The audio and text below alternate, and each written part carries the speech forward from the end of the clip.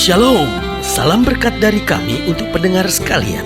Saat ini pendengar akan diberkati dengan program Hari Ini Harinya Tuhan bagian yang ke-8. Sebuah program rohani tentang doktrin Alkitab yang menolong kita untuk semakin tertanam dalam kebenaran firman dan bertumbuh dalam kemuliaan. Bersama hambanya, Pendeta Gilbert Lumwendong, STH. Banyak orang merasa doktrin Alkitab sebagai sesuatu yang membingungkan. Tetapi tahukah saudara bahwa doktrin Alkitab intinya adalah memahami Alkitab dengan benar, dengan pemahaman yang sistematis, sehingga kita terus dapat tertanam di dalam kebenaran firman, sehingga kita terus bertumbuh di dalam kemuliaan Allah. Buka hati saudara sekalian untuk menerima berkat-berkat firman-Nya hari ini. Ada dua hal yang sangat berbahaya dalam kekristenan, yaitu kejahatan dan kepalsuan. Dan kalau kita melihat keduanya, kita akan melihat perbedaan yang sangat jelas. Karena kejahatan itu jelas-jelas jahat, jelas-jelas perbuatan yang keliru, jelas-jelas perbuatan yang bertentangan dengan firman Tuhan. Tetapi yang juga perlu kita waspadai adalah kepalsuan. Kenapa kepalsuan? Karena seperti namanya palsu. Palsu itu adalah samaran. Artinya gini, secara kasat mata, secara nampak luarnya kelihatannya hampir sama. Tetapi kemudian waktu kita perhatikan, kita selidiki betul-betul, baru kita lihat kekeliruannya, baru kita lihat kesalahannya. Nah, tahukah saudara, Alkitab berkata iblis menyamar sebagai malaikat terang. Artinya apa? Iblis adalah malaikat palsu. Jadi iblis itu meng-create segala sesuatu yang palsu. Nah, akhirnya kita lihat bahwa dunia hari-hari ini menjadi dunia yang penuh dengan kepalsuan. Ada banyak suami-suami yang menyatakan cinta kepada istrinya padahal penuh dengan kepalsuan. Kenapa? Karena ternyata dia sudah berselingkuh. Ada banyak istri-istri yang penuh dengan kepalsuan. Kelihatannya di rumah menjadi ibu yang baik, tapi sebetulnya dia punya teman selingkuh lagi di luar. Ada banyak orang-orang muda yang hidup dalam kepalsuan. Kelihatan di gereja baik, penyembah Tuhan, terlibat dalam pelayanan pekerjaan Tuhan, tetapi ternyata sebetulnya hidup dengan perzinahan, lakukan hubungan seks sebelum nikah, pacaran dengan orang yang tidak seiman. Nah, saudaraku yang kasih dalam Tuhan, gejala kepalsuan ini, wabah kepalsuan ini, penyakit kepalsuan ini telah merambah kemana-mana, mulai dari keluarga, kehidupan sehari-hari, dalam kehidupan bermasyarakat, bahkan sudah masuk dalam kehidupan gereja. Sebagai hamba Allah, kembali saya mau ingatkan, mari kita hindari dua hal penting itu. Jangan hidup dalam kejahatan, jangan hidup dalam kepalsuan, tapi hidup dalam ketulusan, hidup dalam kebenaran. Maka segala damai sejahtera Allah akan dilimpahkan dalam hidup kita. Haleluya. Selamat datang dalam program kita Hari Ini Harinya Tuhan, sebuah program rohani yang kembali mengingatkan kepada kita betapa pentingnya kita menjadikan firman Tuhan sebagai dasar keseharian hidup kita. Karena selama kita jadikan firman Tuhan sebagai dasar keseharian hidup kita, maka hari-hari ke depan kita penuh dengan kepastian, mujizat, berkat, kemenangan, dan perkara-perkara yang besar. Haleluya. Dan dalam program ini kita memang sedang membahas tentang nabi-nabi palsu. Nah, saudaraku yang kasih dalam Tuhan, ini salah satu kejahatan besar di dalam gereja di akhir zaman ini. Bagaimana iblis sedang mengutus nabi-nabi palsunya. Artinya apa? Orang-orang yang kelihatannya terlibat dalam kegiatan-kegiatan rohani, orang-orang yang kelihatannya sebagai pemimpin-pemimpin rohani, tetapi sebetulnya memimpin dalam kepalsuan. Nah, saudaraku yang kasih dalam Tuhan, di akhir zaman ini iblis bekerja dengan nabi-nabi palsu ini. Nah, saudaraku yang kasih dalam Tuhan, kalau kita bicara tentang nabi palsu, kita harus hati-hati sekali. Bukan kita saling menyerang gereja lain karena mungkin kita berbeda. Karena seringkali saudara-saudara, yang kita sebut sesat itulah hanyalah perbedaan. Yang kita sebut palsu sebetulnya hanyalah berbeda. Contoh sederhana saya ambil, kalau di gereja kita tidak ada penyembahan dalam bahasa roh, lalu kita lihat ada gereja yang menyembah dalam bahasa roh, maka kita bilang apa? Wah, itu palsu, itu gereja sesat. Sementara gereja kita bertepuk tangan, lalu kita lihat gereja lain tidak tepuk tangan, lalu kita berkata, wah, itu sesat, itu tidak ikut firman Tuhan. Firman Tuhan berkata bertepuk tangan, bersorak-sorai, dia tidak bertepuk-tepuk tangan, berarti sesat, itu palsu, itu ya kan. Ada pendeta-pendeta yang kalau dia khotbah sangat lembut, sangat penuh kasih, sangat penuh pengertian, pengertian. Tapi di sisi yang lain ada pendeta-pendeta yang khotbah dengan keras, tajam, menuding dosa. Langsung dia berkata, apa itu? Itu nyerang-nyerang dosa manusia itu. Pasti cuma mau buat rasa bersalah. Akhirnya lama-lama ujung-ujungnya pungut-pungut persembahan. Ini pasti ini palsu, ini sesat. Saudaraku yang kasih dalam Tuhan, banyak yang kita teriak palsu, kita teriak sesat. Sebetulnya bukan palsu, bukan sesat, hanyalah perbedaan. Tapi selalu saya bilang, nama gereja kita boleh berbeda, jubah pendeta kita boleh berbeda, mimbar di gereja kita boleh berbeda, nyanyian rohani di gereja kita boleh berbeda, tapi kita tetap satu di dalam Yesus Kristus Tuhan. Bisa saja kita berbeda dengan cara ibadah, tetapi kita bisa sama-sama tetap hidup dalam kebenaran.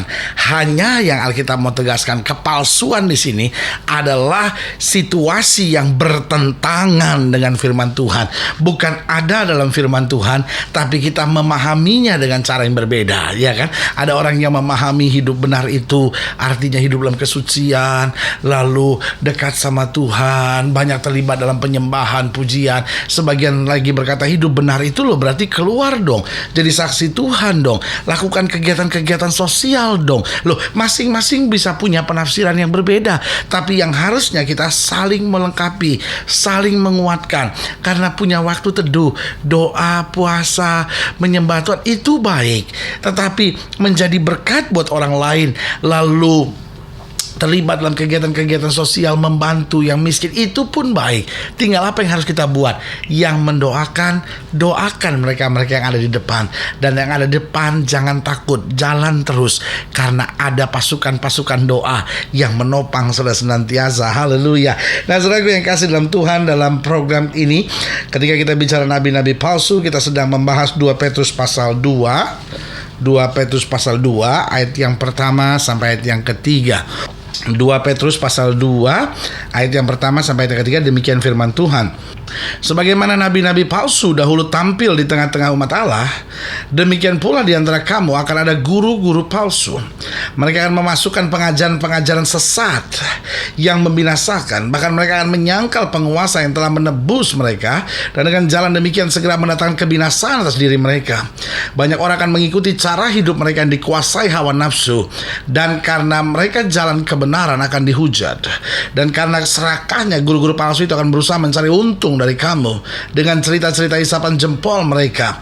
Tetapi untuk perbuatan mereka itu hukuman telah lama tersedia dan kebinasaan tidak akan tertunda. Perhatikan baik, hukuman telah lama tersedia dan kebinasaan tidak akan tertunda. Nah, saudara yang kasih dalam Tuhan, pertanyaan kita sekarang adalah bagaimana membedakan, apa cirinya antara nabi yang benar, antara guru-guru yang benar dengan nabi-nabi palsu. Nah, saya pelajari di sini ciri nabi-nabi palsu jelas. Yang pertama, memiliki motivasi duniawi, karena jelas di ayat yang ketiga dikatakan, dan karena serakahnya guru-guru palsu itu akan berusaha mencari untung dari kamu dengan cerita-cerita isapan-isapan jempol itu. Jadi yang pertama, ciri seorang nabi palsu memiliki motivasi duniawi. Betul saja kegiatan-kegiatan adalah kegiatan-kegiatan rohani, tetapi tidak sedikit orang yang hidup dalam kegiatan-kegiatan rohani tetapi kemudian berselingkuh dengan wanita lain. Itu yang saya bilang palsu. Masa engkau hamba Tuhan lalu engkau konseling dengan seseorang, tapi apa yang terjadi bukan engkau menuntunnya ke jalan yang benar, tapi justru engkau berselingkuh terhadapnya. Saudaraku yang kasih dalam Tuhan, bagi saya engkau bukan hanya sesat, engkau bukan hanya palsu, tapi bagi saya engkau jahat. Tidak ada jalan lain kecuali engkau bertobat kembali ke jalan Tuhan dan bilang, Tuhan, ini hidup saya, Tuhan, saya salah, saya selama ini menyesatkan. Dan Alkitab berkata karena orang-orang demikian jalan kebenaran akan dihujat. Ada banyak orang yang kecewa, ada banyak orang yang murtad dan kemudian berkata, heran ya, kok hamba Tuhan juga begitu, kok aktivis gereja juga begitu. Itu yang saya bilang, mereka-mereka yang terlibat dalam kegiatan gerejawi untuk mencari keuntungan, kepentingannya sendiri, hawa nafsu, jinahnya sendiri. Orang-orang seperti itu adalah orang-orang palsu, orang-orang sesat, penjahat-penjahat dalam tanda petik, penjahat-penjahat rohani yang mengatasnamakan nama-nama rohani, tapi sebetulnya memiliki motivasi hati yang jahat di hadapan Tuhan. Jadi yang pertama, ciri nabi palsu memiliki motivasi duniawi. Dia bisa saja kelihatan mulut lembut, dia bisa saja kelihatan aktif dalam kegiatan-kegiatan rohani, bahkan tidak sedikit yang kemudian menyatakan kuasa-kuasa Allah, mujizat-mujizat, tapi sebetulnya motivasinya motivasi duniawi yang mencari keuntungan sesaat, mencari kenikmatan daging dan nafsu perzinahan, yang seperti itu harus dihindari. Kalau tidak, dia akan jadi benalu dalam iman kita. Yang kedua ciri nabi palsu yaitu menyangkal kebenaran dan kekudusan. Dikatakan jelas di ayat yang pertama tadi, mereka akan memasukkan pengajaran-pengajaran sesat yang membinasakan, maka mereka menyangkal penguasa yang telah menebus mereka. Jadi yang kedua itu menyangkal kebenaran dan kekudusan. Ciri kebenaran adalah dia senantiasa menuntut kebenaran, menuntut untuk berjalan dalam kebenaran, menuntut untuk hidup dalam kebenaran, menuntut untuk berkata dengan benar. Tetapi nabi-nabi palsu akan berkata, oh ya gak apa-apa, kita kan belum sempurna, gak apa-apa kalau kita jatuh bangun, gak apa-apa kalau kita hidup dalam dosa, gak apa-apa, toh Tuhan kan maha pengasih, maha penyayang, dia mendengar doa-doa kita dan pengakuan dosa kita. Betul, Tuhan mendengar pengakuan dosa kita, tapi itu bukan berarti kita bebas mempermainkan dosa dalam kehidupan kita. Ciri-ciri nabi palsu memiliki motivasi dunia, menyangkal kebenaran dan kekudusan. Dan yang ketiga, ciri nabi-nabi palsu menyampaikan nubuatan-nubuatan palsu. Artinya begini, dia sampaikan sesuatu yang kelihatannya mendatangkan semangat, yang kelihatannya mendatangkan rasa bersalah kadangkala, tapi tujuannya adalah hal-hal duniawi yang menyesatkan. Makanya di ayat yang ketiga dikatakan, dan karena serakannya guru-guru palsu itu akan berusaha mencari untung dari kamu dengan, perhatikan baik, cerita-cerita isapan jempol mereka. Mereka sedang menyatakan ini nubuan, tapi sebetulnya lubuan, cerita-cerita isapan jempol kata Alkitab. Dan yang keempat, yang terakhir ciri nabi palsu, dia tidak memberi teladan kehidupan yang benar. Artinya dari kehidupan sehari-hari kita sudah lihat teladannya tidak baik. Yesus jelas berkata, dari buahnya lah pohon itu akan dikenal. Untuk sementara kita bisa menempelkan daun kering dengan buah-buahan di sekitar daun dan pohon-pohon itu. Tapi saudaraku yang kasih dalam Tuhan, kalau itu bukan buah yang sebenarnya dari pohon itu, maka buah itu akan jadi busuk dan pohon itu tidak akan menghasilkan buah selanjutnya. Ada banyak buah-buah palsu yang ditempel dalam kehidupan banyak orang supaya kelihatan berbuah, tapi sebetulnya buah-buah palsu. Hari ini sebagai hamba Allah, biarlah kembali kita mau diingatkan supaya kita sadar bahwa hidup kita harus menjadi teladan. Karena dari teladan hidup kita, orang dapat melihat kemuliaan nama Tuhan. Kalau sedang dilayani lebih jauh, hubungi kami melalui telepon, hubungi kami melalui surat, kunjungi website kami, karena kami ada untuk membawa Bapak Ibu Saudara senantiasa lebih dekat pada Tuhan dan mengalami kasih kuasa mujizat yang luar biasa. Haleluya. Secara khusus juga melalui program ini saya mau berdoa buat setiap saudara yang sakit, setiap saudara yang berbeban berat, karena kita percaya bahwa bagi Allah tidak ada perkara yang mustahil. Nah, saudara-saudara yang didoakan secara khusus boleh taruh tangan kanan saudara di dada, dan mari kita berdoa. Bapa, dalam nama Yesus, hamba doa buat yang sakit, hamba doa buat yang berbeban berat, hamba doa buat setiap mereka yang tertipu oleh nabi-nabi palsu dan guru-guru palsu, atau setiap mereka yang selama ini mulai keluar dari jalan kebenaran.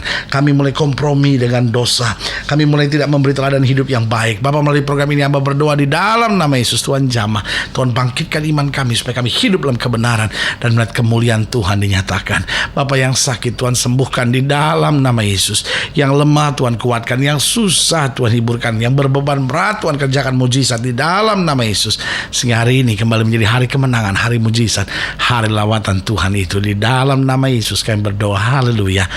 Amin. Saudara gue yang kasih dalam Tuhan, kita sudah berdoa. Ingat, Allah tidak pernah lalai menepati janjinya. Inilah saatnya buat kita untuk bangkit bersemangat, bersuka cita dalam menghadapi segala perkara, karena kita tahu Yesus tidak pernah gagal. Yang terbaik selalu Dia berikan buat anak-anaknya. Doa saya menyertai saudara. Sampai berjumpa pada program berikut, dan jangan lupa jadikan hari ini harinya Tuhan. Haleluya.